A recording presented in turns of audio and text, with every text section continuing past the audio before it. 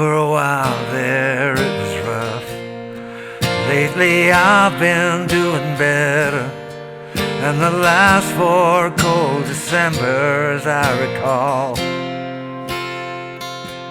And I see my family every month.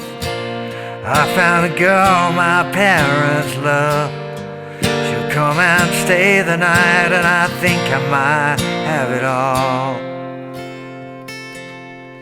And I thank God every day for the girl He sent my way. But I know the things He gives me, He can take away. And I hold you every night, and it's a feeling I wanna get used to. There's no man as terrified as the man who stands to lose you. And I hope that I don't lose you. Please stay. I want you, I need you, oh God. Don't take these beautiful things that I've got. Please stay. I want you, I need you, oh God. Don't take these beautiful things that I've got. Oh, oh, oh, oh, please don't take. I found my mind and I'm feeling sane. It's been a while, but I'm finding my faith. Everything's good and it's great. Why do I sit and wait till it's gone? And I know that I've got enough. Well, I've got peace and I've got love. But I'm up at night thinking I might just lose it all. Please stay. I want you, I need you, oh God. Don't take these beautiful things that I've got. Please stay. I want you, I need you, oh God. Don't take these beautiful things that I've got. Please stay. I want you, I need you, oh God. I need these beautiful things that I've got. Hey, how you doing? Justin here. Today we're checking out an acoustic arrangement of Beautiful Things by Benson Boone. Obviously, most of us can't sing like him. The guy's got an incredible voice, incredible range. So I had to move most of it down an octave. I think that kind of works fairly well. The good thing about having a capo position as well is that you can move it up and down to suit your voice. So if you still find it too high, you can drop the capo off. If you're finding it a bit low, you can move the capo up. It gives us really nice, easy open chords.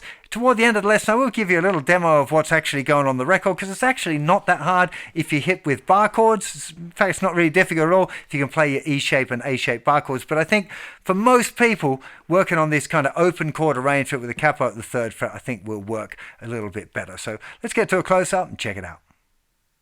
Simple chord play through first, then we'll dig into a little bit of the rhythm stuff. So it starts on a C for 2 beats, then G for 2 beats, then 1 bar of D, never into the verse.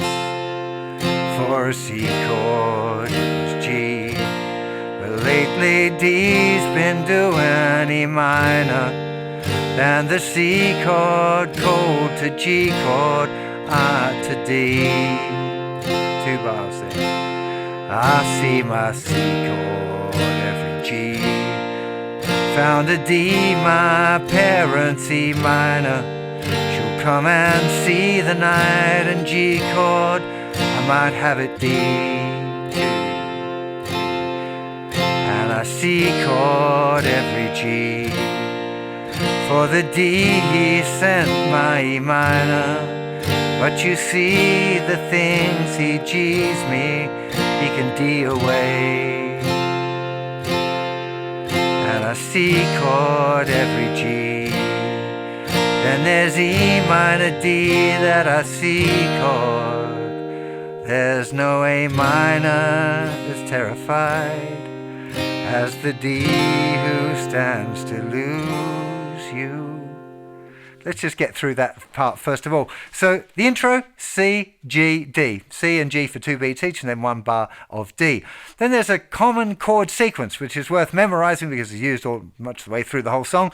And that is C, G, D, E minor, C, G, D, D. And it does that 4 times round at the beginning, okay? C, G, D, E minor, C, G, D, D. 4 times round, then there's this little bit that kind of pokes on the end there, which is the C with every G, and it's E minor D to C chord, and it just happens once in this song, so you have to just remember that part, the every G, then it's E minor D to C chord, then there's A minor, and it just hangs on for a little while, and then it goes to D, and there's no specific amount of beats here, so it's called rubato, free time. Then we get into the chorus. So the chorus, the pre-chorus rather, which is this where it's lower, C, G, D, E minor, I need you, oh C, please G, don't D, D, E minor, things that I've chorus, C, to G, E minor, I D you, I need you, oh C, don't G, take E minor, these D chord things that I've got, please don't take. So the difference here, the pre-chorus, which is where things are a little bit more mellow still, the kind of little build-up that you hear, is C, G, D, and E minor. Okay, same as the first part that we had in the verses. When it jumps to the chorus, it swaps a couple of the chords around. So it goes now C, G, E minor, D. Okay, that's the key difference there. The chorus is C, G, E minor, D. The verses and the pre-choruses C, G, D, E minor. So you just have to remember to swap it around for that bit of the chorus there. Second verse exactly the same, except it goes directly into the big chorus. So the C, G, E minor D version. It does that twice around, then it does the outro, which is just C, G, D, C, G, D. So it's a little bit simpler there right at the end.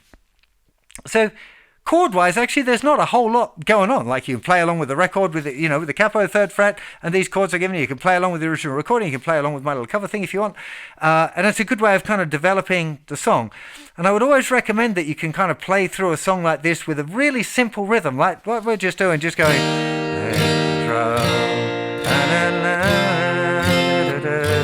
Making sure that you got the chord changes, because what you don't want to do is start getting all fancy going. Lately, I've been doing better. No one ain't going to be able to sing along with you if you do it like that, right? You've got to keep the rhythm consistent. It's the most important thing. So I was playing around with a few different rhythmic variations today. I played a little, picking out notes individually, playing it finger style. I think for most people, strumming is going to be the first option that I'd encourage you to explore.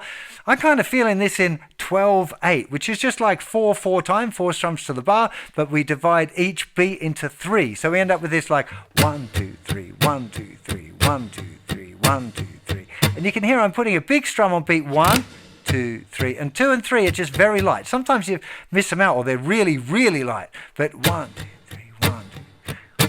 I'd encourage you to start, again, just muting the strings. Big, small, small, big, small, small, big, small, small. The smalls are just going to be playing the bass note of the chord. 1, 2, 3, 4, 5, 6. 1, 2, 3, 4, 5, 6. 1, 2, 3, 4, 5, 6. Of course, in the verses, you want to be doing a lot quieter and a little bit more mellow than you would in the chorus, but it gives you a really nice way of building up in the pre-chorus as well, doing this kind of thing. The consistent hand movement is the key feature here again. You can add in some upstrokes later on, but I wouldn't encourage you to start off with that. Let's just play through that first verse using this so you can kind of see what I mean. So starting off with the intro there. So C, G, to D, 4,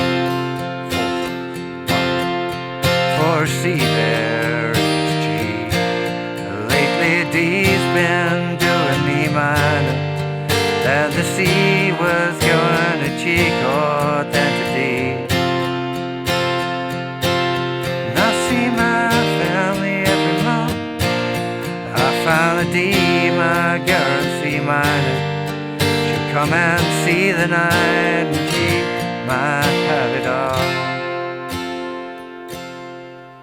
So you can do this as well, where we go this. I might not even play the whole 1, 2, 3, 1. But remember, there's a lot of growth here, right? You want to be in control of those dynamics. So at the beginning of the song, you can really be bringing it down and just strumming quite delicately and sensitively. It's a sensitive, thank God every day. You don't want to be playing too hard at this point. It would just sound too crash if you were really thrashing it, and that's not the point. I hold you every night. Now here, there's a feeling I want to get used to. Just individual strums there is fine. As a night at a time. Get out a bit of rhythm. Then a deal wants to lose you. Now at this point we definitely want the consistent rhythm, right? So all downstrokes and a little bit more even. So less of this 1, 2, 3, 1, 2, 3 thing, and more 1, 2, 3.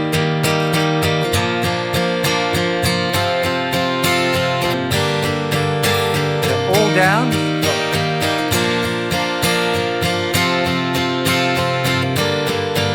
Just watch out on the D. So with the C chord, just a little note here. The C chord, you should be muting the thicker string with the tip of your third finger, so that one won't come out. G, doesn't matter. By the way, it doesn't matter which G it is that you want to play at all. D, you might want to just sneak that thumb over the top there just to mute that string. If you're doing this kind of strumming, sometimes it can be helpful to mute that thickest string there. So the pre-chorus, remember, it's still the vocal will be kind of down, so it's consistent, but it's not big yet. So I hope that I don't do you. Still keeping it down. Please stay. I want you, I need you. Oh God, starting to build it up. Hey, play these beautiful things that I've done. Please stay. The strumming is as big as it gets. All down. Strums you wanted, you got it.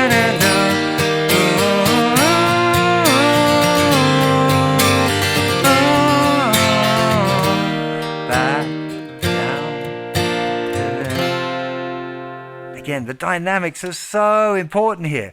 So for the verses, you got the 1, 2, 3, 1, 2, 3, 1, 2, 3, 1 going on. For the pre-chorus, you got 1, 2, 3, 4, 5, 6. I'm counting 4, 5, 6 because it kind of feels like it's 6, 8. It's definitely 12, 8. So 1, 2, 3, 4, 5, 6, 7, 8, 9, 10, 11, 12. 1, 2, 3, 4, 5, 6, 7, 8. And then the chorus, 2, 3, 4, 5. Just give it a little bit more welly. Probably want to be using a thin pick here. You don't want a thick pick and really whacking your guitar isn't probably going to sound so great. So I would encourage you to experiment a little bit, but just pay attention to the dynamics. When you're listening to the song, when you're playing along, I mean, it's one of those, it's like a Smells Like Teen Spirit thing where the verses are small, and then the first time I heard this song, you heard the chorus, you just go, whoa, where did that come from? It's just so big. It's beautiful production, like the different guitar layers and the production, just the whole thing is superbly done, and his voice, obviously, incredible. So, as I said, I'd encourage you to try some different approaches. Now you've got this idea that it's in 12/8. Loads of fingerstyle patterns are in 12/8, so you can get with all of your, for a while there it was rough. Lately I've been doing better than the last cold December, as I recall. See my girlfriend every month. And I mucked up the words to that bit, and I hope you don't mind, cause I was checking the focus of the camera.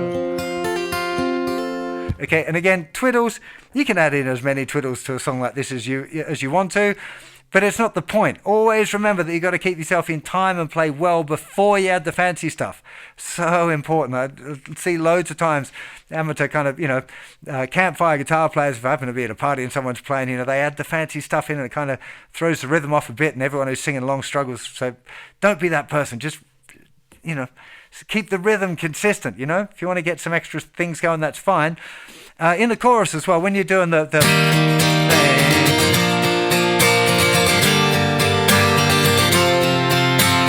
Remember the consistent hand movement, all downs. If you want to add some ups, really give it a bit more energy, you can totally do that. The consistent hand movement will get you there. You can add in whatever ones you like, right? So, please stay. I want you,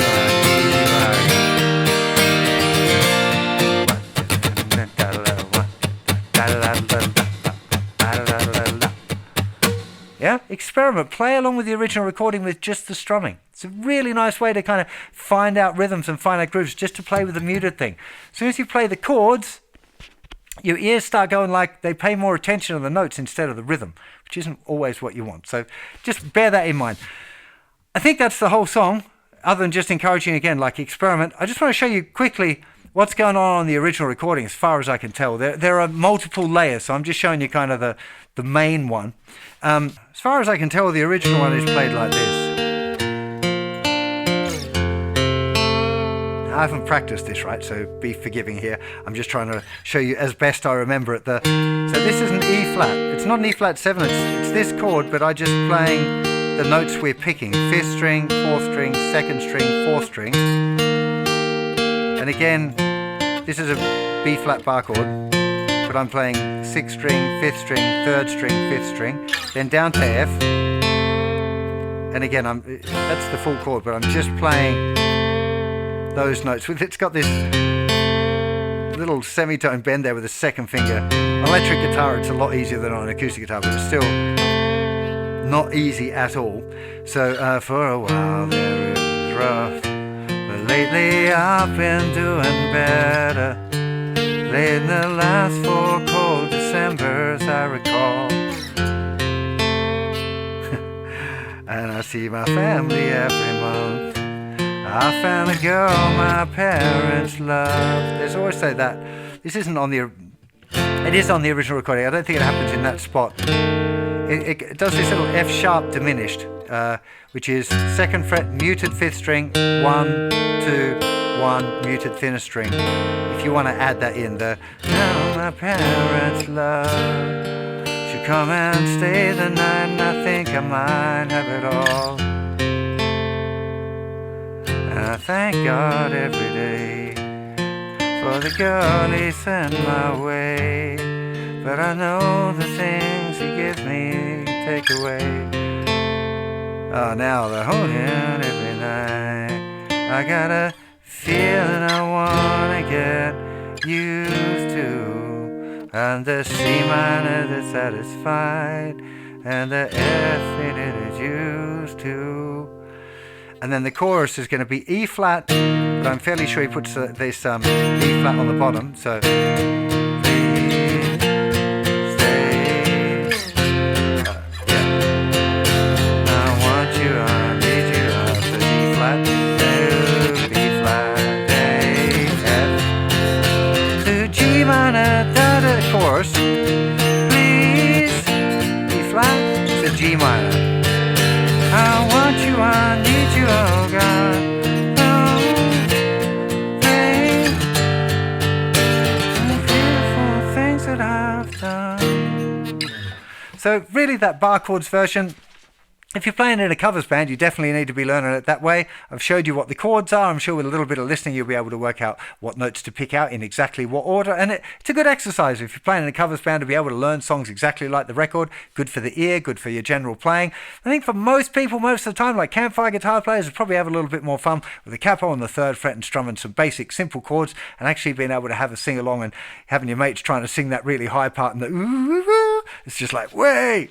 It is very funny when people try and sing it and they can't quite reach the notes. But anyway, really hope you enjoyed this lesson. If you're struggling at all with your rhythm, do go and check out the Just a Guitar Lessons and Songs app, specifically designed to help beginner guitar players not develop bad rhythm habits, because you, as well as doing all my beginner course, you play along with backing tracks. Backing tracks don't stop. So it forces you to keep a solid rhythm, which is the biggest mistake beginners fall into, is stopping between the chord changes. So if you're struggling with your rhythm at all, do go and check out the Just a and guitar lessons and songs at. There'll be links around in the description somewhere. Head on over to the website. Remember, there's hundreds and hundreds of songs over there, all graded by difficulty, so you can choose songs specifically targeting your level and chords that you know and skills that you need to develop. Have yourself an absolutely fantastic day, and I'll see you for plenty more very soon. Bye-bye.